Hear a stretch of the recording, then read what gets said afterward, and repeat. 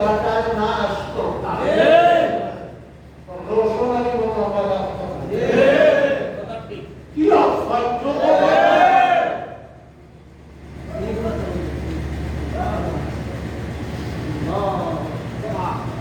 রোশনারি মোল্লা না হইলে এই বাড়িতে এতটাই আলেম হতো না।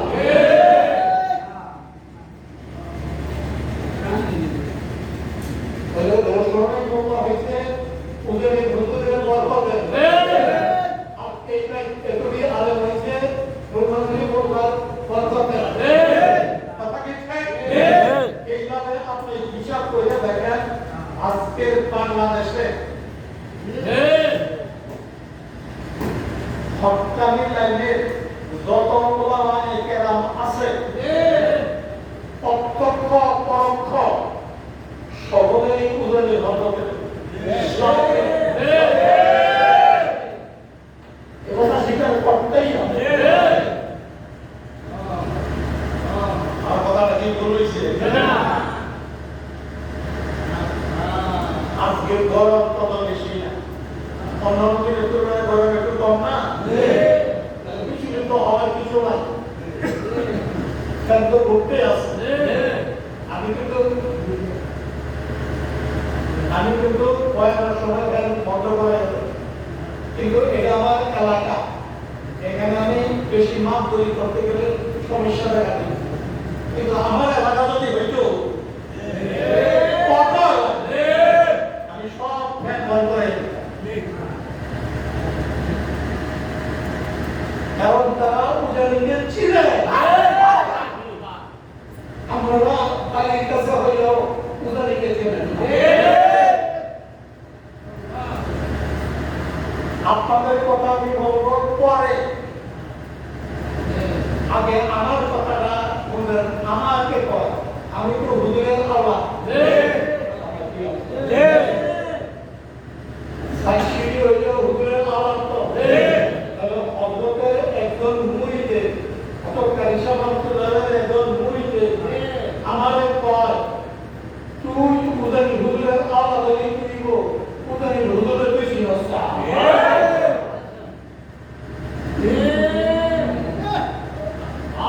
এবার আমরা দিব সব করে, কারণ আমার কয় তুই উজানি হুজুরের আওলাদ হইলে কি দিব, তুই উজানি হুজুরের বেশি হস্তা। আপনারা আমার কথাগুলি বুঝতেছেন কি না? এই কথাটা কইছে কি এইটা সে ঘটনা না, আমি তার বাড়ির পাশে তার গ্রামের মসজিদে 3 দিনের তাফসীর রমজান মাস, রমজান মাসের তাফসীর দিনে হয় না, তাফসীর শুরু হবে 3টা আসরের আগ পর্যন্ত, উনি হিসাব হবে 12টা, মানুষটা হিসাব হবে 12টা, 113 বছর বয়স, 113 বছর এখন কিন্তু না, তখন আমি কাঁচা উনি যে 3 পায়ে আসবেন, কয় পায়ে? 3 পায়ে, মানে যখন 3টা মসজিদে বলে মিশালটা ঢুকিয়ে দলের নাম জানা বলে আরেকটা কি হ্যাঁ কিলে আরেকটা কি আরেকটা কি 3 পায়ে উঠিয়া আগে মসজিদের দিকে আইয়ে আমি জানালা দিয়ে দেখি,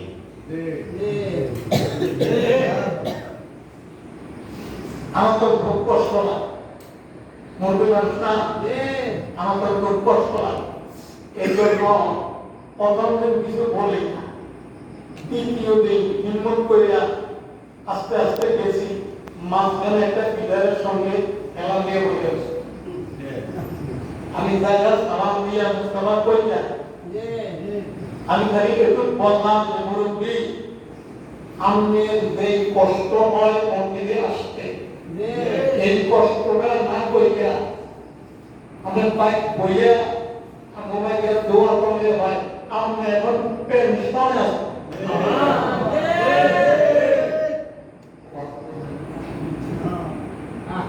সকলকে কইছে আপনি এখন পেনশনে আছেন। এটা হাদিস দিয়ে প্রমাণ দিব, একটু